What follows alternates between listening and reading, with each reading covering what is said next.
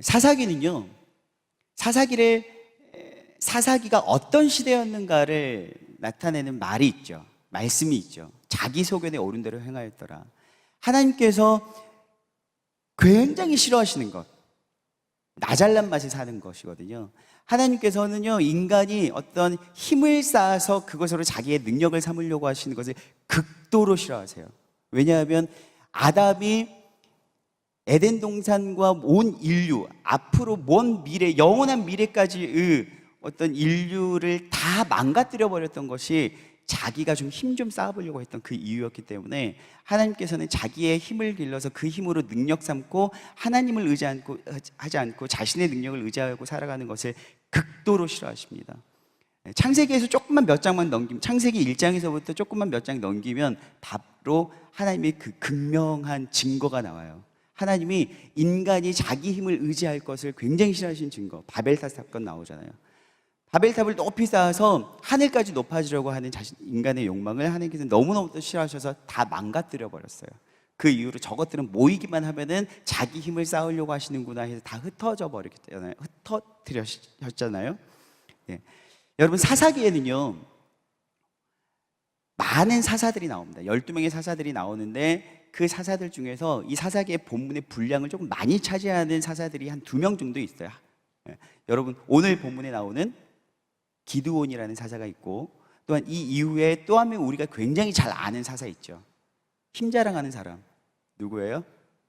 삼손. 삼손. 기드온과 삼손이 사사기에서는 어쩌면 마치 모든 사사가 다 하나님께 사용되는 도구였지만, 이 기드온과 삼손을 보면은요, 이 사사기에 약간 주인공 같은 느낌이 들 때가 있어요. 그만큼 분량을 차지하고 있기 때문에. 그런데요, 이 기드온과 삼손을 보면 굉장히 달라요. 아주 정반대의 사람이에요. 기드온은 여러분 아시겠지만 처음 출발이 어떻게 소개됩니까? 미디안 족속이 추수 때에 쳐들어와서 다 뺏어갈 것들을 두려워해서 타작마당에서 숨어서 뭔가를 하고 있는 소심한 사람으로 묘사되고 있잖아요. 그러면서 점점 하나님께서 은혜를 주시고 하나님께서 함께 하시니까 그가 큰 용사로 점점 성장해 가는 것들을 우리는 볼 수가 있죠. 근데 삼손은 어때요? 삼손은 처음부터 소심하고는요, 아주 거리가 먼 사람이에요. 자기 힘 의지했던 사람인데 결국 그는 어떻게 되죠?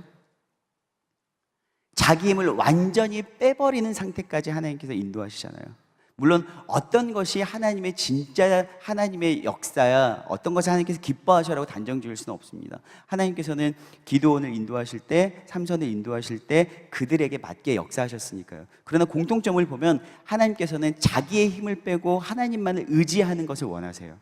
기드온이 큰 용사가 되어서 뭔가 능력을 갖추었음에도 불구하고 하나님을 신뢰할 때 하나님 그에게 승리를 주셨어요. 그러나 우리가 기드온에 약간 인상이 찌푸려지는 장면들이 있어요. 요 이후에 보면은 자기 힘을 의지할 때예요. 하나님은요, 자기 힘을 다 빼고 하나님을 절대적으로 의지하는 사람을 원하세요. 우리는요, 쓸데없는 걱정을 할 때가 있더라고요. 하나님을 내가 너무 귀찮게 해드리는 거 아닐까? 이 정도는 내가 할 수 있는 것 같은데 내가 하나님 좀 귀찮게 해드리는 거 아닐까? 아이고, 우리 서림 청년들 보니까 기도하는 사람이 너무나도 많아. 기도를 정말 잘하고 열심히 해. 세상 저 사람들을 다 하나님께서 기도하고 응답해 주시려면 얼마나 힘드실까? 나라도 좀 도와드려야 되겠다라고 침묵하신다면 착각하지 마세요. 하나님은 그런 분이 아니세요. 하나님은요, 어떻게 보면 정말 귀찮게 해드릴수록 기뻐하시는 분이세요. 하나님이 저 아무것도 못해요. 저는요, 진짜 능력 없어요. 저한테 맡기시려거든 하나님이 오셔서 주인 되어주세요. 하나님이 도맡아 주시고 저는 따라갈게요. 이런 사람 하나님께서 기뻐하시더라고요.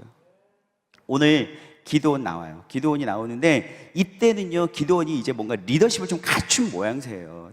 뭔가 타작마당에서 숨어서 이리 피하고 저리 피하고 뭔가 가슴 졸여하던 이 기드온의 모습이 아니라 이젠 리더십을 갖추어서 32,000명이나 되는 군사를 거느릴 정도의 리더십을 갖췄으니까 굉장한 발전이잖아요.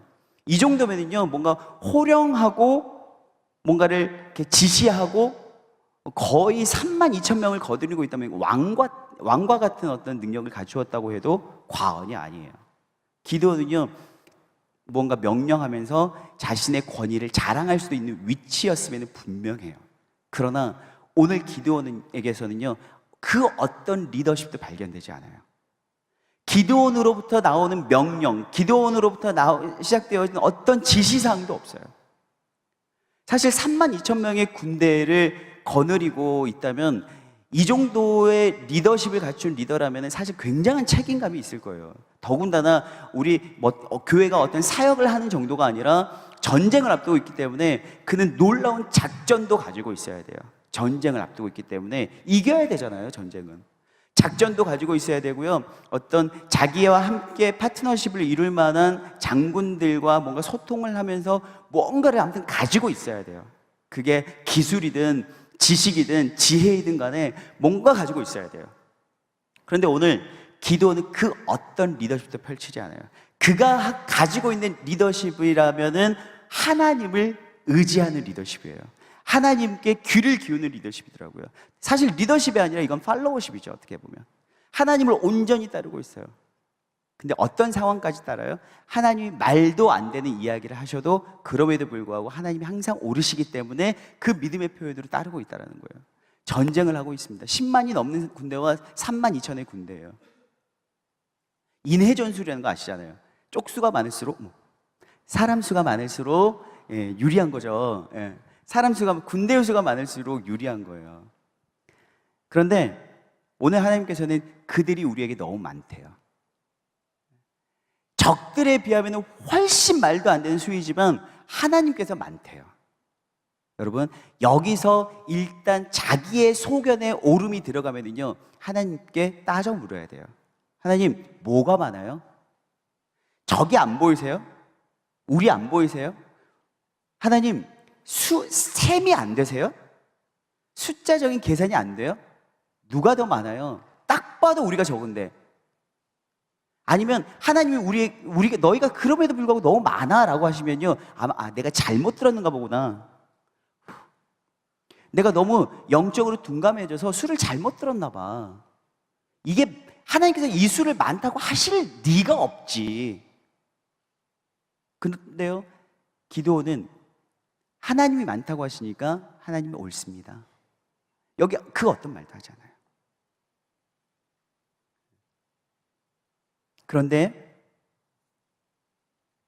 거기서 하나님께서 또 돌려보내라고 하세요. 돌려보내라고 하세요. 그럴 때마다 아등바등하지 않더라고요. 미치겠네. 진짜 하나님 너무 답답하네. 우리 그럴 때 있잖아요. 앞에서 직장에서나 학교에서나 어떤 나보다 리더십이 있는 분들에게 다가가서 뭔가 이렇게 말씀을 드려요. 그래서 처음에 말도 안 되는 이야기를 하세요. 그러면은 답답하지만 네 알겠습니다 할 때 있어요. 그리고 돌아가서 짜증나. 미쳐버리겠네. 저 정상이야? 우리 이럴 때 있잖아요. 그러나 그 어떤 모습도 보이지 않아요. 그저 하나님이 옳습니다. 하나님이 옳다라는 고백은 어떻게 나올 수 있냐면 내가 아무것도 아니다라고 인정할 때 가능하더라고요. 많은 사람들이 나는 아무것도 아닙니다라는 고백 굉장히 잘해요. 특히 교회는요, 이런 고백이 넘쳐나요. 누구야, 너 너무 잘해. 아니에요, 목사님. 제가 뭐라고요? 저 아무것도 아니에요. 이런 겸손한 고백들이 넘쳐남에도 불구하고 왜 그렇게 잘난 사람들이 모르겠어요. 저 목사님 아무것도 아니에요 라고 하지만 뭔가 봉사자들 명단에서 자기 이름이 빠지잖아요. 그러면은 그 다음부터는 그 봉사 안 해. 상처받았대. 아무것도 아닌 게 아니라 자신이 뭔가 기였던 거지. 여러분, 32,000명의 군대의 리더조차도 하나님의 이해되지 않는 모든 말씀 앞에 그가 했던 고백은 나는 아무것도 아닙니다 했어요. 하나님만이 옳습니다. 왜 하나님께서 이렇게 말도 안 되는 바보 같은 일들에도 순종할 수 있는 사람을 뽑으셨냐면 여러분 아시잖아요.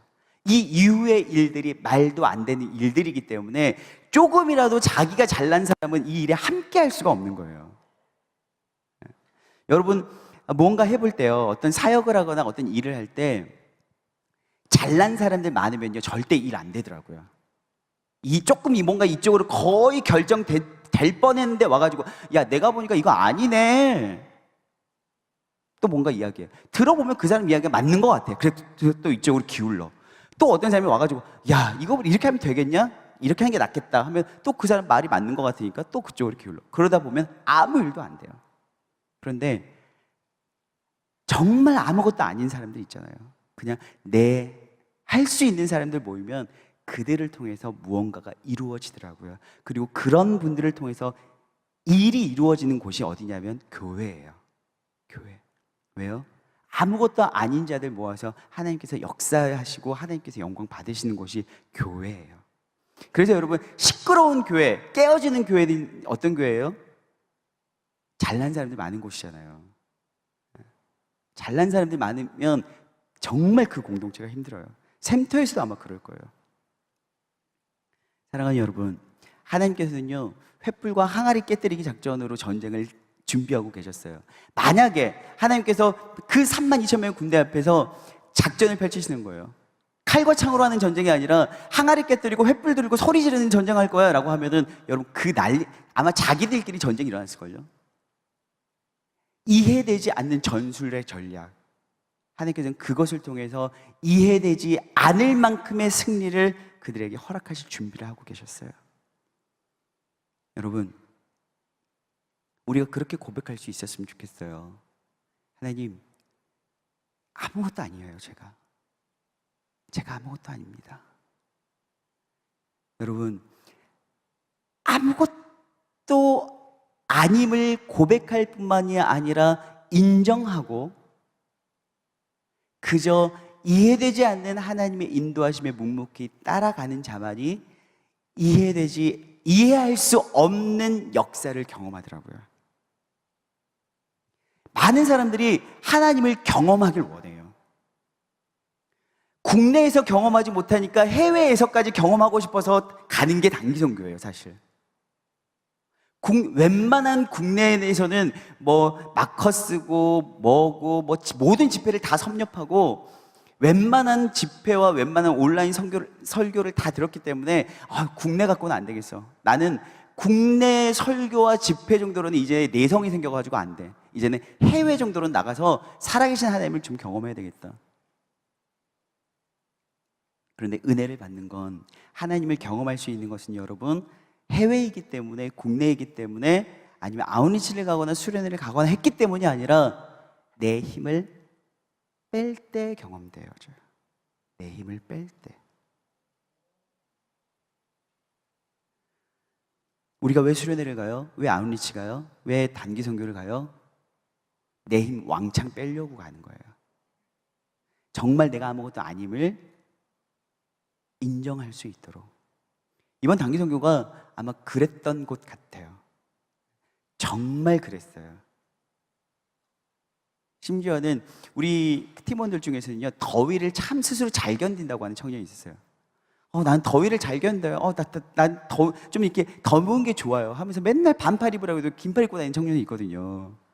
근데 그 친구가 쓰러지더라고. 더워서 쓰러져 버렸어. 누구신지 다 아나 봐요. 다 쳐다보시네. 저를 봐주세요, 저를. 네. 여러분, 체질로도 승부할 수 없는 곳, 자기 의를 완전히 꺾어버리시는 하나님의 역사, 그것이 이번 선교의 가장 큰 은혜였다면 은혜였다고 고백할 수 있을 것 같아요. 그러면서 아무것도 내가 아니구나. 정말 모든 팀원들이, 저를 포함한 22명이 그곳에서 이 고백하고 왔어요. 내가 아무것도 아니구나. 우리의 준비가 아무것도 아니구나. 심지어는 우리의 기도마저도 아무것도 아니구나. 하나님께서는 아무것도 아닌 저희를 통해서 어떻게 쓰시긴 쓰시더라고요. 그 하나님의 역사하심을 우리가 만날 수 있었으면 좋겠고요. 이제 여러분들에게 소개하고자 합니다.